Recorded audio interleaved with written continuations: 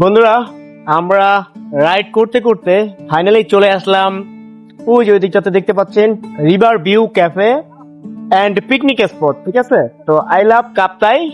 তো এখানে একটা আই লাভ কাপ্তাই আছে। আমরা শুরুর দিকে আই লাভ কাপ্তাই পেয়েছিলাম।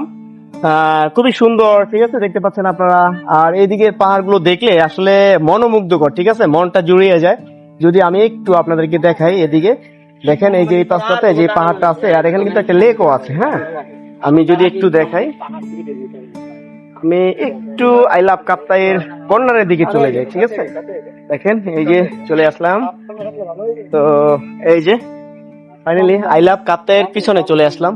ওই যে ওদিকে লেক, আর এটা হচ্ছে river view cafe and picnic spot. ঠিক আছে, তো যাই হোক, আমরা এখন একটু ছবি টবি তুলি।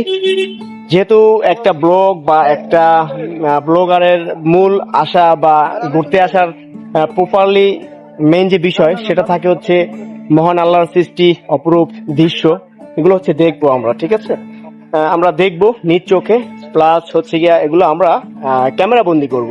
তো যাই হোক, ফাইনালি হচ্ছে আমরা আই লাভ কাপ্তাই বাংলাদেশ